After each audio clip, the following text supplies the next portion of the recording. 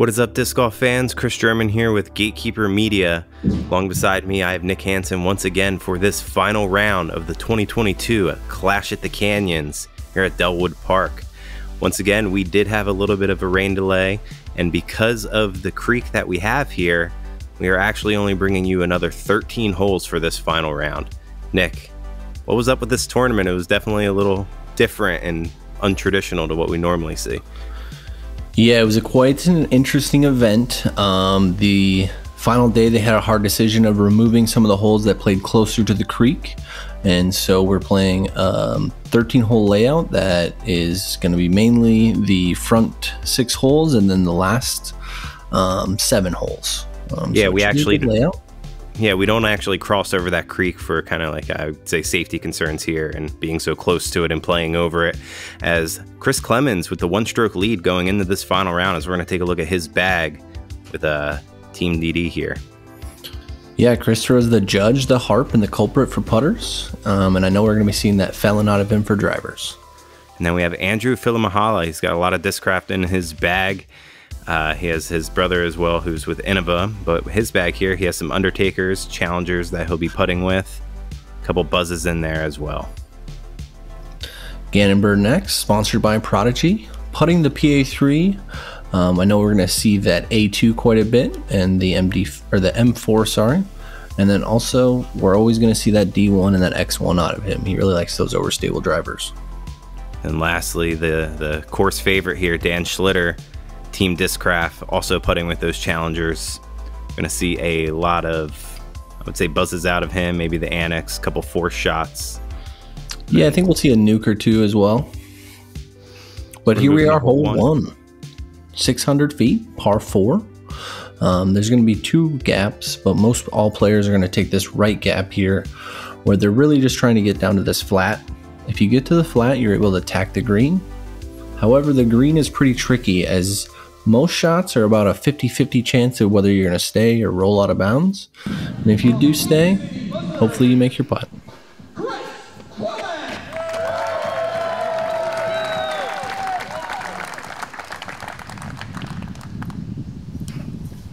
Chris with that 1-stroke lead heading into this final round. It'll be the lefty on the card, showing us a couple different looks. As this kind of happened to him round 1, he kind of ended up on the left side there, didn't make it all the way down the hill. From Oakville, Utah, Andrew Filimoehala.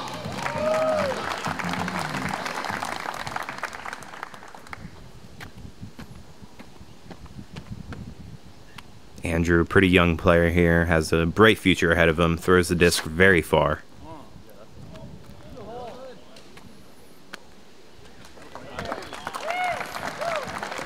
That gets through everything. And that needs to sit down. And that's going to be a great position for him.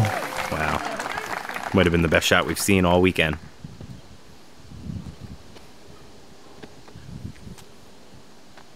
Gannon, he's been having a really good season on the Pro Tour. No reason why we won't see him down to the end here. As long as his putter stays hot, he's able to hit his lines. Should be walking away with the win today.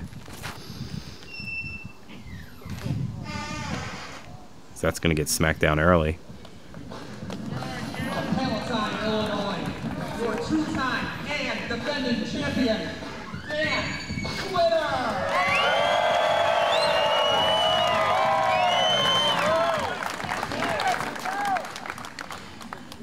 Dan, last year's champion, he was able to clutch it out, so we know that he's no stranger to taking it home from this course.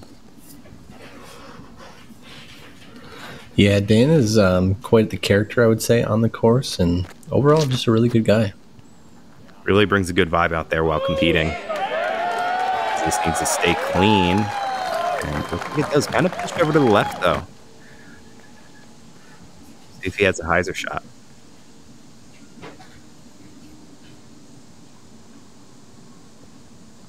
I would say from this position, nothing really you can do here except play for par. And he's put himself in a really good position to do that.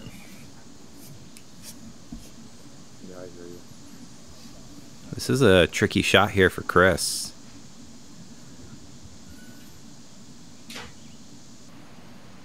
So he's going to get stopped up behind that tree. Should be an easy par.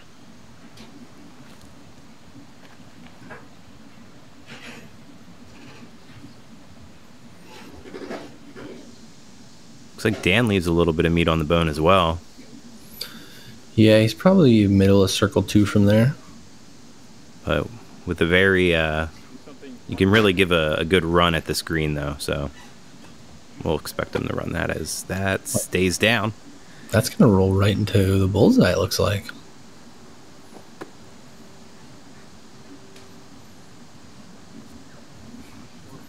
Wow. Having such a good shot that you just have that little pitch up must feel really good here on hole 1.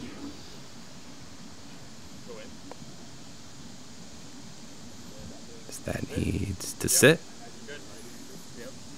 There we are. He's probably going to be putting about just inside the circle there, about 20 feet or so.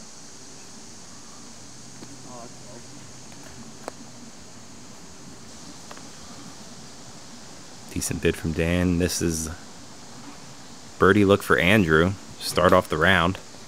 Oh no. That's tough. I mean, he started that hole so well.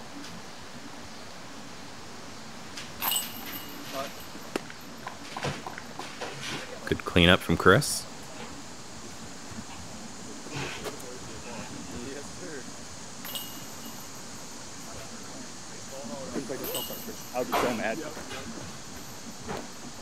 So, bunch of pars here from our card on this first hole. Not surprising, as this hole has played as one of the hardest holes on the course all week long. And we're on to hole number 2, 550 feet par 4. There's going to be 2 Mandos. That first one you saw there, and the second one is going to be along this fence here on your left. Once you crest that, you're going to be throwing downhill towards the basket. Players are going to really need to throw a long shot that then skips left to have even a look to get up and down for their birdie. Yeah, this is a really fun horseshoe-shaped design. As on this first shot here, you're going to try to land to where this short tee pad is. It should set you up for a good second approach. If you go a little early to the left, it really does pinch you off, kind of taking away that birdie opportunity.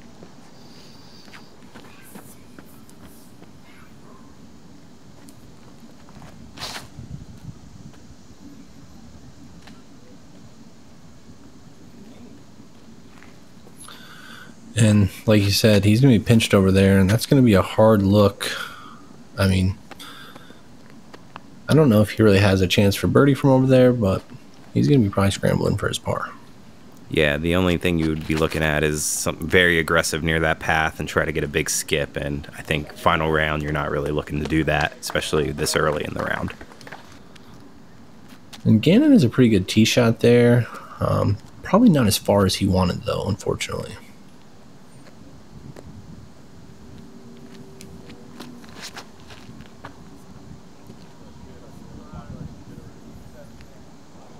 Oh no. Wow. That was looking so good. If he passes that tree, it's going to be in the perfect landing zone. It doesn't look like anyone really executed the way they wanted to off this tee shot. Oh no. Oh no. That is worst case scenario right there.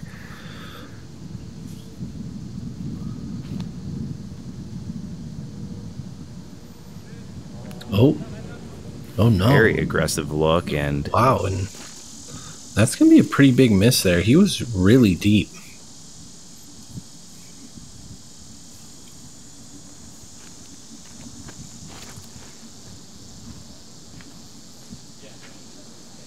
This is looking good from Andrew. Wow, that is right on the edge. Very that close. One's going to sneak back inbounds, and Gannon actually got to one of the wide open lanes, so he's going to be looking good here.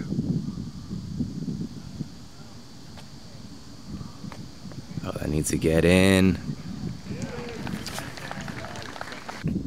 Wow, our 3 players pushing it very deep on those approaches. And then this from Chris. This tiny little gap he found, it was probably only 3 feet wide. and was right up by the pole there on the Mando. He was able to just throw a big spike hyzer and was able to at least give himself a look here for par.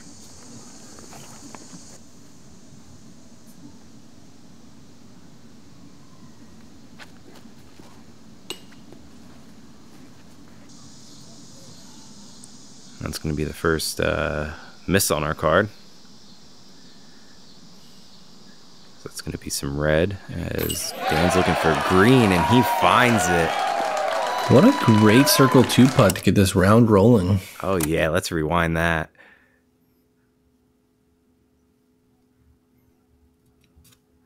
Great putt from Dan. Dead center. He loves it. We love it. I mean, that's a good feeling knowing these two other players on your card are going to be taking bogeys at best.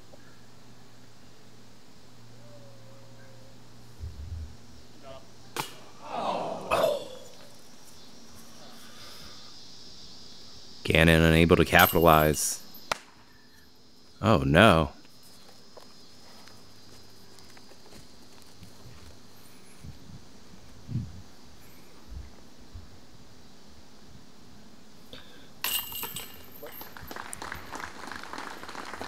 Gannon for par. So that's a tough miss for Andrew. Yeah, maybe some nerves being on coverage. You never know.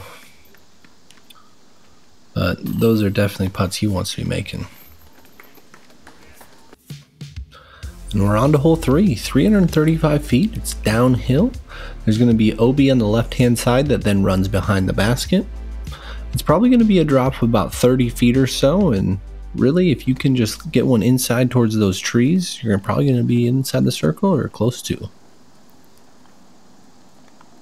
Yeah, I would say a lot of players here, you can really throw and kind of favor the right-hand side, kind of give yourself a circle's edge look. Doesn't really bring the OB too much into the play. I would say that right there is basically exactly what I was saying. Pretty textbook and exactly what Dan was looking for.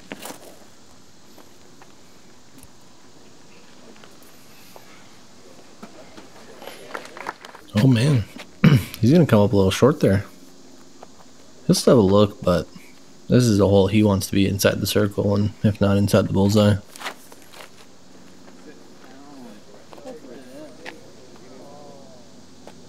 This is looking an aggressive line from Chris, and unfortunately he's going to find that OB.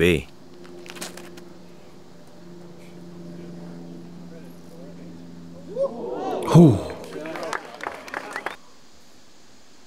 Wow. Bullseye shot there from Andrew. It's a good way to come back after a double.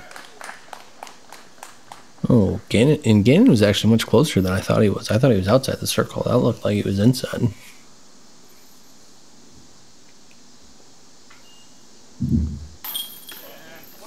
Dan capitalizes on the birdie as well. Starting to get a little bit of separation on these two guys here.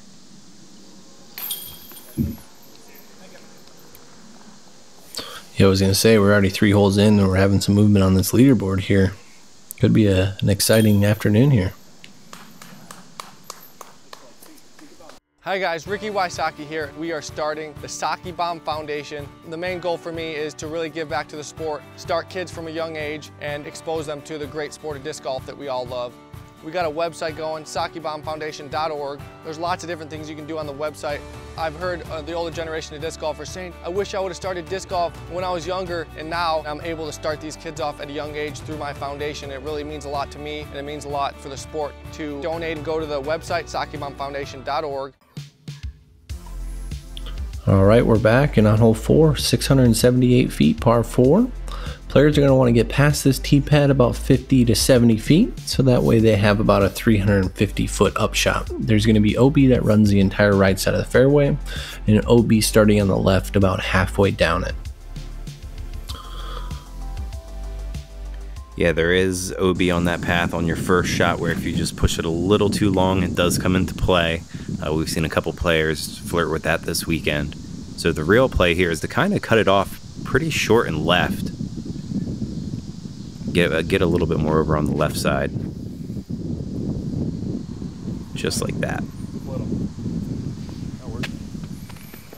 Yeah, he's going to be happy with that landing zone. Same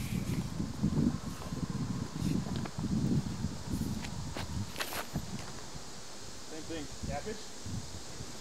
Double mando. Double mando. You got to hit it now, man. It's a match shot there from Gannon. Yeah, the landing zone here is pretty large. The second shot is really what's going to be most important.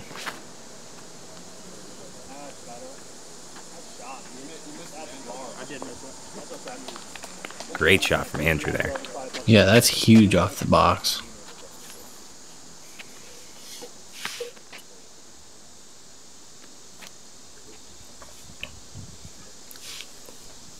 Chris is going to try to get some birdies on his card at this point, seeing that there's been some movement here, like you were saying. So, textbook spot for him there.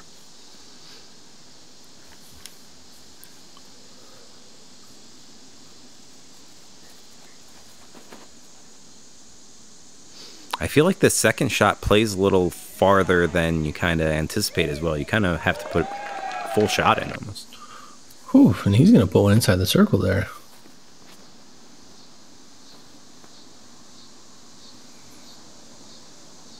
Dan's leaking a little left. We'll see if he's going to have a little straddle out there. This is looking amazing from Chris. That should go right under the basket. And that should get him back in the green there.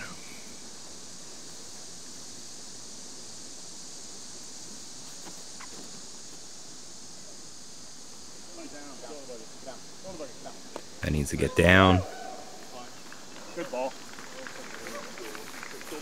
Probably be just outside the circle there for his birdie. Oh yeah, Dan was able to kind of stay right on the edge there. It's pretty thick over there. It seems like as long as you just kind of trickle over there, you don't find yourself too deep. Great putt from Dan. And there's a turkey for him, and the crowd's getting into it already.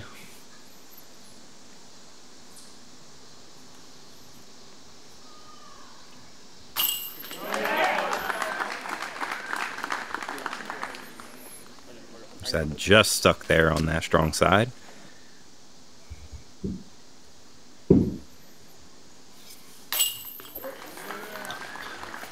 It's a really good bounce back for Andrew, though, after that double bogey on hole 2. Yeah, it keeps him competing here as we're getting through this round. And once again, you just don't have as many holes, so it's really, you got to get everything you can get. You bet, and we're actually going to jump to hole 6 now. This will be our 5th hole of the round. It's a 356-foot par 3. You want to get under that limb or just flex one out to the right to hopefully get inside the circle. There is OB on the left that you have to worry about, so if you end up missing all these trees here and fading out, that could come into contention, but most players are going to try to keep it real low. This is looking... Thank you. So nice. I would say pretty lucky that he hit that tree, because that was pushing left pretty quickly. Yeah, I didn't even mention it because it doesn't really come into play, but that might have got out there if it didn't hit that.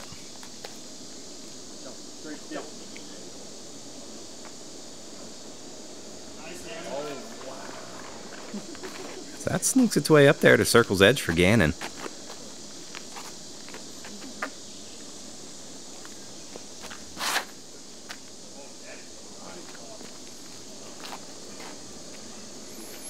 That's pretty common, I would say, as well. Just kind of get stuck up in that grass there. Yeah, a little too much turnover, but he'll be in circle 2. Maybe even be able to run the putt from there.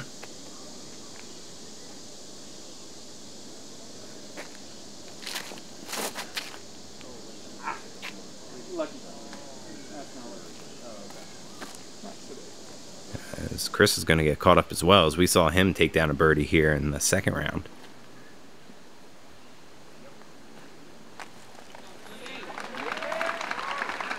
Nothing much Dan can do there except lay up.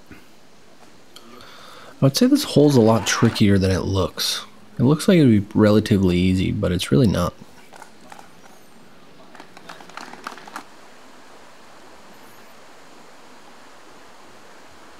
Yeah, maybe that slight elevation of throwing off the hillside there. Nice putt from Gannon.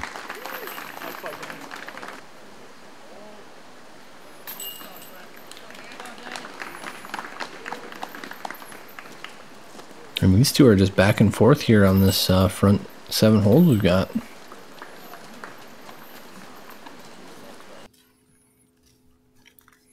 All right, and we're on to our final hole in the front 7. We're here at hole number 10, 593-foot par 4. There's going to be a Mando on the right side there. And then we're going to have this green that kind of sits on a shelf. It's going to run away on both sides. And you're going to have an OB creek that runs along the entire left side of the hole. Yeah, this hole has been coming in as a very tough hole all weekend long. So big scoring separator here for these players.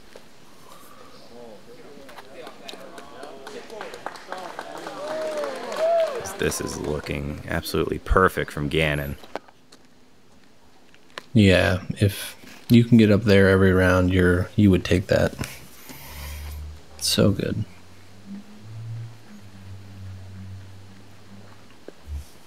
So as a player here and playing 13 holes, but then it being a mix of holes, not just 1 through 13 like it was in the second round, how does that go to like your game plan out here on like a pro level? I would say it definitely. I mean, you really need to decide if you want to play for everything or if you're going to play conservative, because you have, fewer holes and each stroke just counts that much more during this like short of a round. So if you're going for stuff, do you find going from like hole 6 to hole 10 is a little bit of an oddity for you, because that's not how you're necessarily practicing? There's holes you're missing that you normally would play through before you find that hole. Does anything like that come in? I would say for me personally, no, just because, once the round is decided, you kind of start to mentally prepare for what lies ahead. It's not like it changes like midway through the round with what holes you're going to play. Very true. We knew before the round started this would be our layout, so you kind of just have to prepare for that and, take it one hole at a time, just like every other round. Chris hit a little early. He's going to be laying up, trying to get up and down for par. Andrew got caught up a little early there as well. Dan's a little pinched here as well, so he's just going to lay up. So all these guys are laying up, and Gannon's really the only one that can get aggressive here.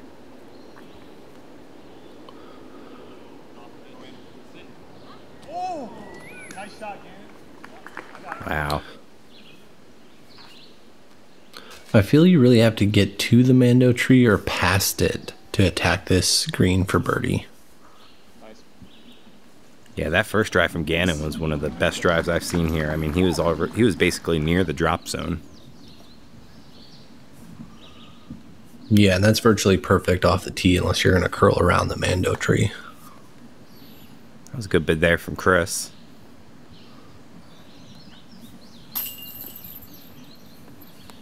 Oh no, the putting woes continue here for Andrew.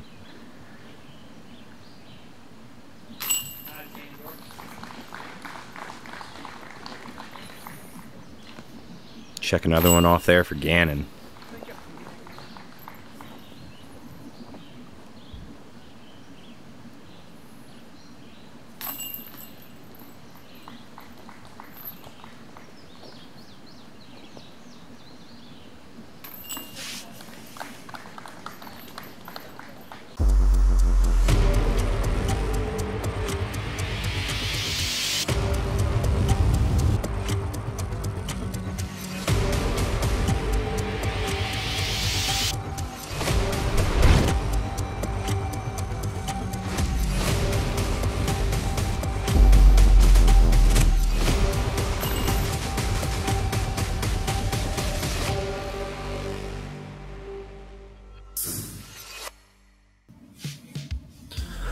All right, we're here on hole 11.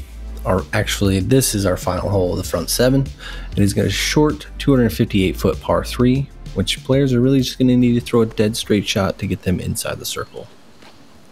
Yeah, I would say this is one of the easier holes on the course, and for this lead card here, this is a must get. Oh, man. And Gannon almost ringing one up there. It looks so good.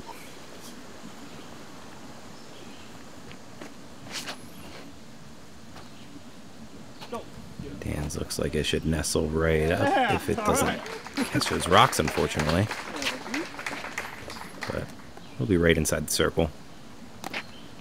going off the motto you said first round, if you end up in the mulch, you're in a good spot.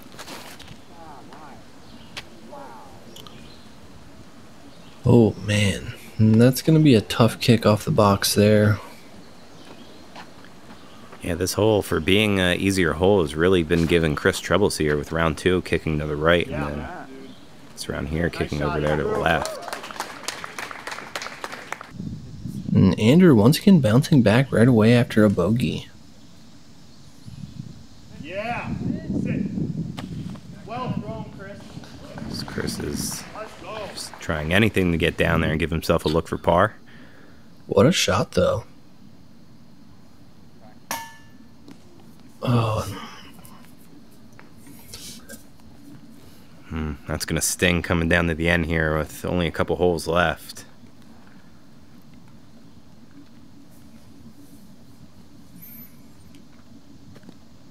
So this is a big putt for Dan.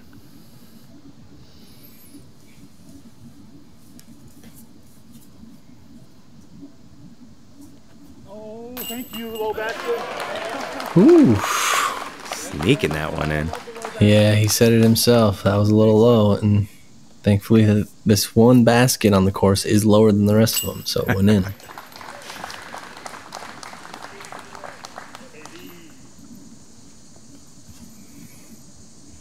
Gannon is red hot now at this point, and Andrew with, like you said, a really good bounce back.